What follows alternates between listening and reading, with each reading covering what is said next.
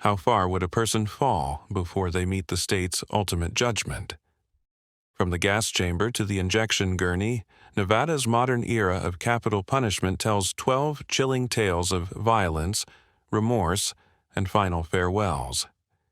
Each profile reveals crimes that shattered lives, relentless appeals, and haunting last meals and words. Stay with us to confront the human cost behind the headlines. Jesse Walter Bishop, October 22, 1979. Imagine the hiss of cyanide pellets dropping into acid, and a man who leans toward the rising vapor as if it is destiny itself. That was the final tableau of Jesse Walter Bishop, the first Nevadan to breathe lethal gas after capital punishment returned to America. Bishop was a decorated Korean War Marine whose valor eroded under heroin and armed robbery. In December 1977, he burst into Las Vegas's El Morocco casino with a pistol, gunning down newlywed David Ballard for a wallet that held little more than hope and honeymoon cash. Fleeing past slot machines and neon, Bishop seemed to vanish into the same desert glare that had once polished his metals. U.S. Marshals caught him weeks later after a routine traffic stop revealed the stolen revolver still warm from his crimes. At trial, he taunted jurors, telling them he would do it again for a dime. When lawyers filed mandatory appeals, Bishop fought them harder than the prosecution, writing scathing jailhouse letters demanding the state get on with it. The Nevada Supreme Court, faced with a volunteer for death, confirmed the sentence but paused repeatedly while federal courts wrestled with the moral weight of granting a condemned man's wish. On execution day, Bishop ordered filet mignon, asparagus gleaming with butter, a tossed salad with Thousand Island, a baked potato crowned in sour cream, and a slab of apple pie. Witnesses said he cleaned the plate, sipped black coffee, and joked that the dessert needed more cinnamon. He refused a sedative, preferring a clear mind for what he called the main event. Strapped into Nevada's century-old gas chair at 12:15 a.m., Bishop inhaled deeply as the fumes curled upward. Through the window, he met reporters' eyes and said with an eerie calm, "This is just one more step down the road I've been on all my life. Let's go." 6 minutes later, he became the last person in Nevada gassed to death. The chamber soon retrofitted for lethal injection. Carroll Edward Cole, December 6, 1985. Picture a confessed serial strangler who begged the courts to end his life, calling appeals a waste of tax dollars. Once the needle pierced Carroll Cole's arm, Nevada inaugurated chemical execution. Cole's life was a map of taverns and corpses stretching from California to Texas. By 1979, he had throttled at least 5 women, discarding bodies like burned-out cigarettes. His undoing came when Las Vegas detectives traced a stolen purse to his seedy motel room. Inside, they found blood-stained clothes, and in the dumpster outside, the broken-necked victim he had danced with hours earlier. Under interrogation, he cataloged murders as if reciting shopping lists. Cole insisted on pleading guilty. Psychiatrists labeled him antisocial but competent. He responded, "Competent enough to know the rope should be around my neck." In Nevada, a 3-judge panel returned death. Civil rights attorneys intervened, claiming mental instability. Yet Cole repudiated every petition, even scrawling "No More" across filings mailed to his cell. At 5:30 p.m., he devoured tossed salad drenched in French dressing, jumbo shrimp, French fries, and thick Boston clam chowder. Friends had shipped him 25 pounds of cookies. He shared them with guards, quipping that sugar was hell on execution protocol. He declined spiritual counseling beyond a quiet poker game with the prison chaplain. Just after 2 a.m., a volunteer IV team converted the old gas room into a lethal injection theater. As the first drug flowed, Cole mouthed, "It's all right," to two biographers behind the glass. 5 minutes later, his chest stilled, christening lethal injection as Nevada's chosen method for the next 4 decades. William Paul, Bud Thompson, June 19, 1989. He weighed 300 pounds and claimed to be a contract killer who had worked every corner of the country. Bud Thompson's last-minute cry was not for mercy, but for dignity. During a 1984 hobo trek, Thompson shot transient Randy Waldron 4 times beneath Reno's railway trestle, then rifled pockets for a battered wallet. Days earlier, he had executed 2 brothers at a California campsite, complaining their motorcycles were too loud. When he tried robbing 2 women outside the Sands Hotel, they hurled a tire iron and handbag at him.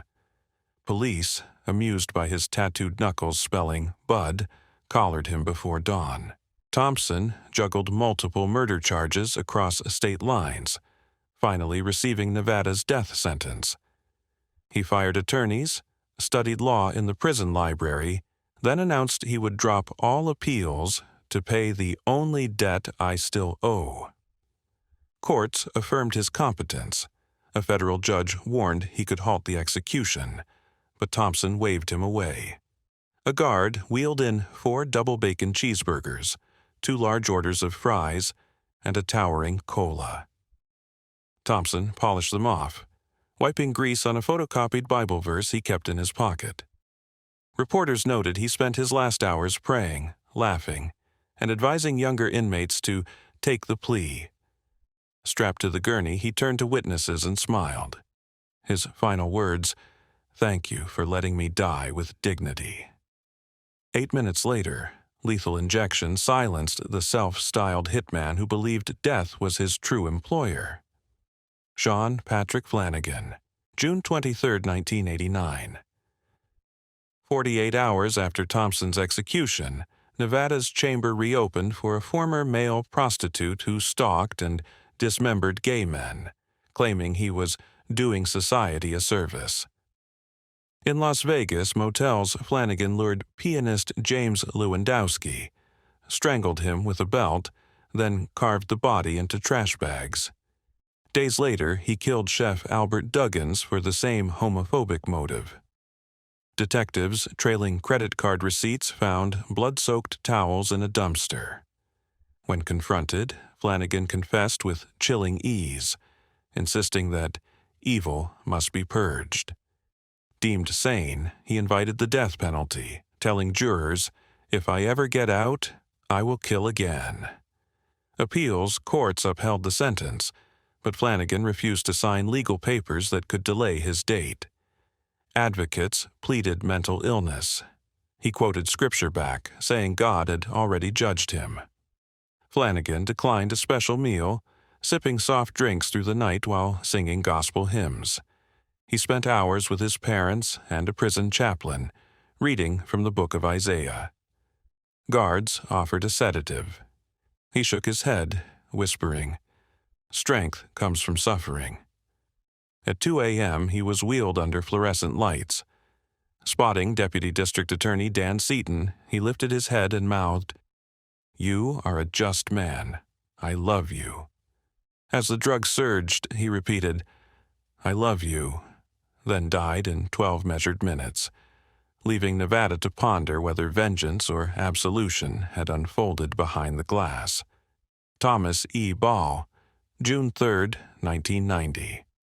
The neon of McCarran Airport still flickered as the passengers shuffled toward dawn, unaware that a young drifter with ice-blue eyes was about to hand out his own death sentence.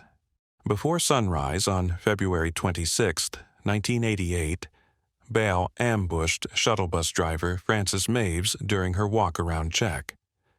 When the startled woman handed over a 20, he snarled, "You shouldn't have done that," and stabbed until red washed the pavement. He fled in her car but ditched it outside Reno. Detectives traced fingerprints, and 2 days later, a motel desk clerk watched them haul Ball away, while he muttered that the devil had merely used his hand. His childhood file bulged with psychiatric notes, failed medications, and suicide attempts. Yet jurors needed 3 hours to seal his fate. A split U.S. Supreme Court lifted a stay minutes before dawn. Baal whispered to the warden, "Send my love to my mama and my papa. Jesus is taking me home."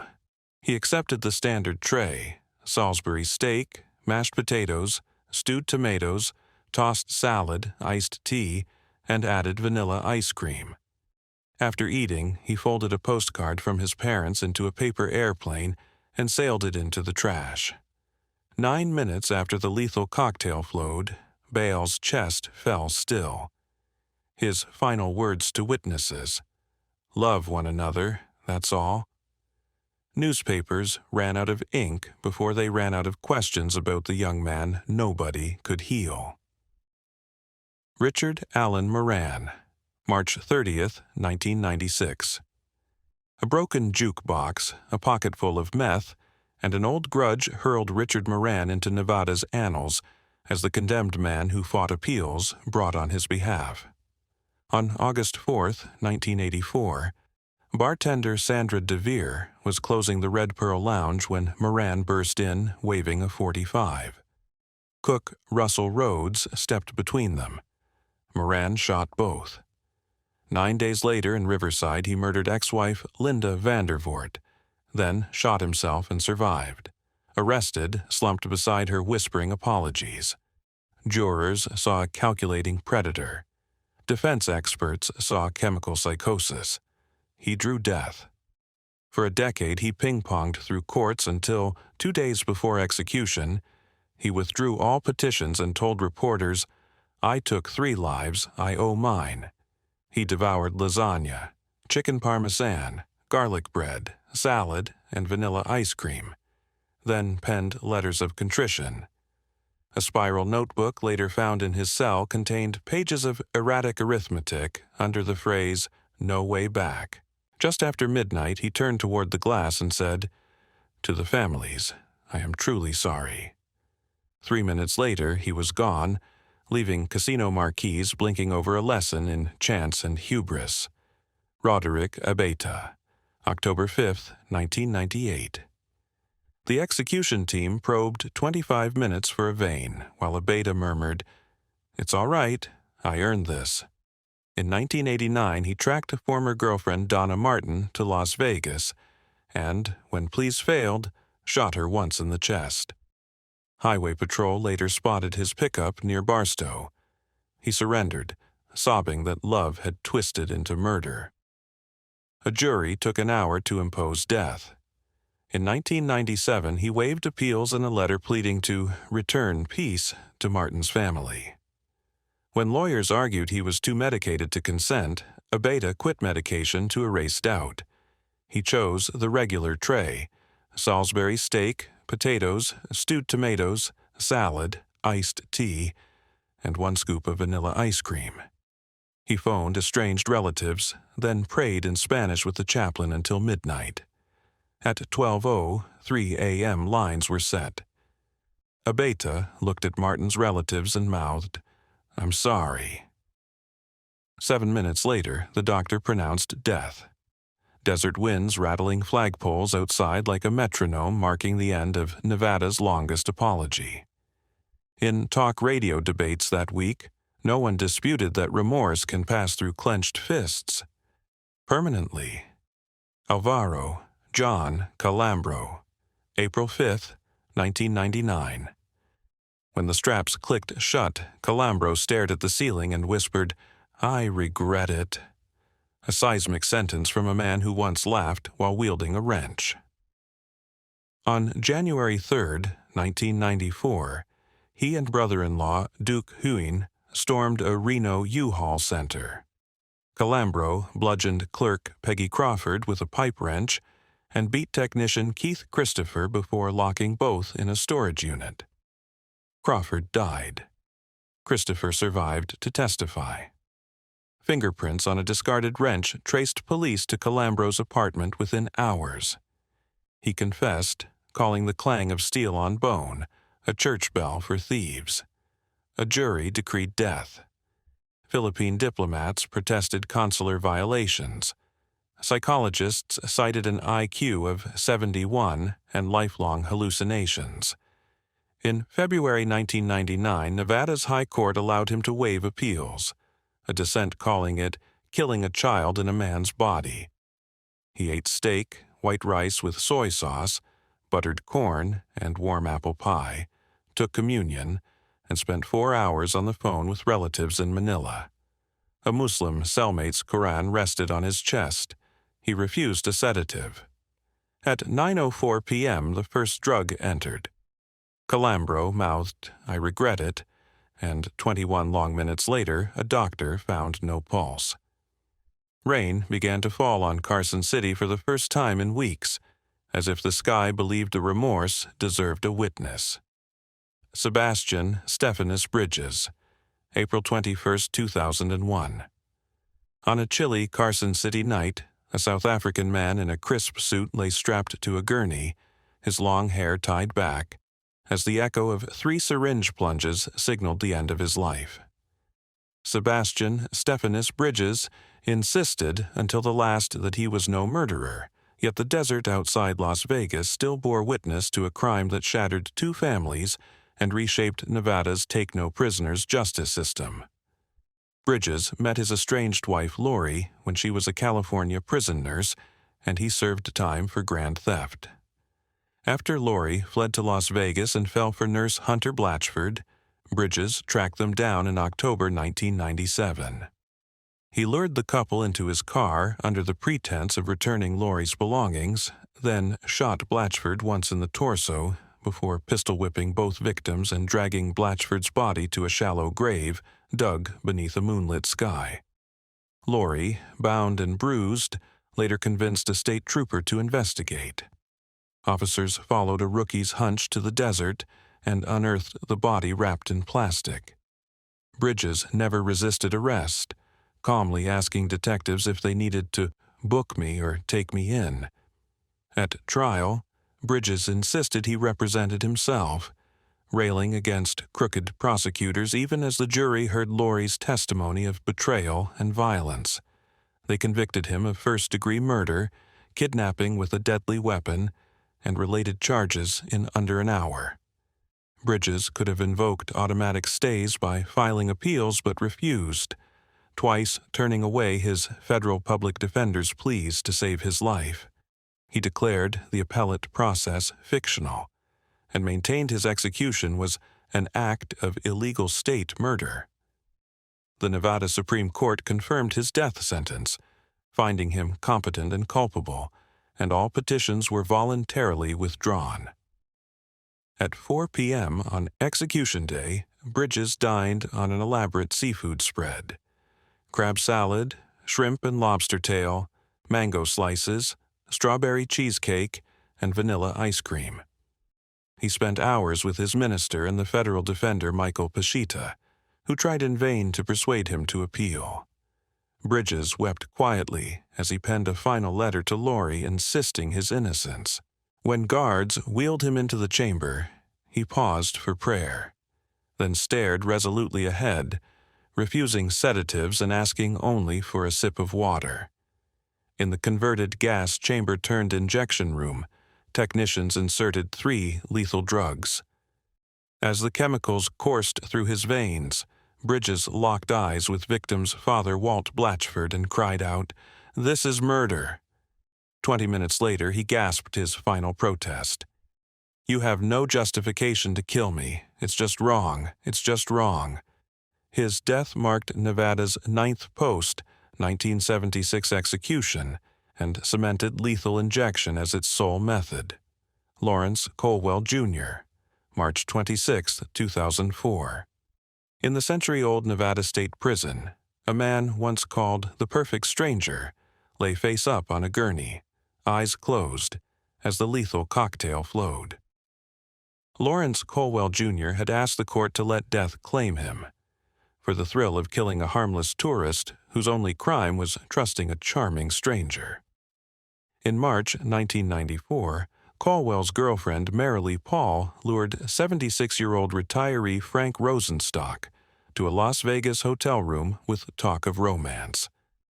Cowwell waited outside, then burst in and strangled Rosenstock with a belt, stole $91 in cash and some credit cards, and missed the $300 hidden in a sock. After pausing for sex and breakfast at a nearby motel, the pair split up. Paul was arrested days later in Oregon and eventually testified against Cowwell. Cowwell was tipped off by a former cellmate, arrested in Grants Pass, Oregon, and extradited to Nevada to face murder charges. Cowwell pleaded guilty to first-degree murder before a 3-judge panel in 1995, representing himself after rejecting counsel. Evaluations revealed a history of delusions and psychopathy dating to childhood, yet he insisted on no defenses. He demanded his death sentence and waived every post-conviction appeal, telling a federal judge in February 2004, "I'm about 90 to 10 that I won't fight this." Civil rights lawyers tried to intervene, citing his mental illness and medication issues, but Cowwell fired them and declared, "I can't sit here and say I want to die, but I don't value life anymore." Appeals courts affirmed the sentence as neither arbitrary nor excessive. At 4 p.m., Cowwell savored a well-done cheeseburger crowned with 3 slices of American cheese, a side of pepperoni pizza slices, a pile of golden fries, fresh fruit, and a cola. He spent the evening meeting briefly with his parents and reading notes scrawled in a spiral notebook titled Goodbye. He declined spiritual counsel beyond reading a brief psalm, insisting on facing death alone and with clear eyes. At 9 p.m., medical staff administered 3 lethal drugs. Cowwell never spoke again. He offered no final statement and showed no visible reaction as the chemicals took hold. At 9:08 p.m., the chamber doctor pronounced him dead. His silent exit underscored both his remorse-laden acceptance and Nevada's grim record of voluntary adult executions. Terry Jess Dennis, August 12, 2004. He spent his final night in cell number 5, drinking Coke and reminiscing, then asked only for 2 cheeseburgers. At dawn, Terry Jess Dennis would pay for a murder that mixed rage, sex, and alcohol into a senseless finale. In March 1999, Dennis checked into a Reno motel after days of vodka binges. One evening, he met 56-year-old Ilona Straumanis, who bore fresh bruises and joined him for drinks. Back in his room, a drunken conversation about his capacity to kill turned fatal. Dennis strangled her with his belt, later removing it to finish the killing by smothering her with his hands. He calmly covered her body, showered, then continued drinking, and even placed a call to a local casino before police arrived. When officers knocked, Dennis waived his right to silence and confessed in detail, claiming he found the act exciting, and that she was nobody to him. Dennis pleaded guilty in June 2000 before a 3-judge panel, accepting responsibility without remorse. Despite mental health defenses and Fourth Amendment challenges, he refused all appeals, stating, "I took a life, and I'm ready to pay with mine." Pro-death penalty groups labeled him psychotic. Civil rights lawyers sought to intervene, only to be rebuffed by Dennis. Both state and federal courts found him competent, and his voluntary abandonment of legal challenges cleared the way for a swift execution date. At 11 p.m., guards delivered 2 double-patty cheeseburgers and an ice-cold Coke with ice. Dennis ate in silence, sharing none with the chaplain who sat nearby. He spent the night praying to himself, eyes closed, occasionally humming a hymn. When asked if he had regrets, he shrugged and whispered, "It's the price I pay." At precisely 9 p.m., technicians inserted an IV line and injected the fatal trio of chemicals. Dennis lay still, offering no final utterance. 20 minutes later, the warden signaled complete, and his body was removed as witnesses filed out. His silence spoke volumes over a life ended by choice and by the state's harshest measure. Daryl Lenny Mack, April 26, 2006. In a hushed chamber at Nevada State Prison, the first U.S. inmate executed solely on DNA evidence lifted his head and whispered, "Allah is great," before the lethal drugs silenced him forever. Daryl Lenny Mack's downfall began with one murder in Reno in October 1988. He brutally raped and strangled 55-year-old Betty Jane May, then vanished into a life of anonymity. Meanwhile, in April 1994, he murdered motel maid Kim Jenline Parks and was sentenced to life. 12 years later, cold case detectives retested DNA from May's rape kit and matched it to Mack, who was already incarcerated. Charged in 2000, he waived a jury trial, opting for a 3-judge panel that condemned him to death in May 2002. Mack consistently denied the May murder, but acknowledged Parks's killing when confronted with DNA proof. He pleaded for a judge trial to expedite his sentence and adamantly refused appeals, declaring he preferred death over perpetual confinement. Federal courts reviewed his constitutional claims, including alleged racial bias and improper jury instructions, but Mack rebuffed every counsel-led effort to stay his execution. On February 26, 2006, the U.S. Supreme Court declined further review, clearing the path for Nevada's final execution of the modern era. Shortly after noon, Mack broke his Ramadan fast with a fish fillet sandwich, crisp fries, and a soft drink. He spent afternoon hours in the warden's office, then retreated to his cell to read the Quran, having converted to Islam.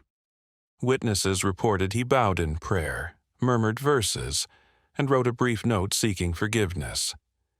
As the sun set, he quietly escorted his imam into the chamber for final rites. At 9:06 p.m., a guard injected the first of 3 drugs. Mack, eyes half closed, whispered, "Allah is great, Allah is great," twice. Within 8 minutes, his breathing ceased, and the attending physician pronounced him dead. No Nevadan has faced execution since, leaving Mack's faith-filled words as the somber coda to Nevada's death penalty saga. Each life ended behind these walls bears a story of tragedy and consequence. The final meals and words echo choices made in desperate moments. Nevada's record reminds us of the weight of justice and accountability. If you found this journey profound, subscribe to uncover more hidden chapters of essential history.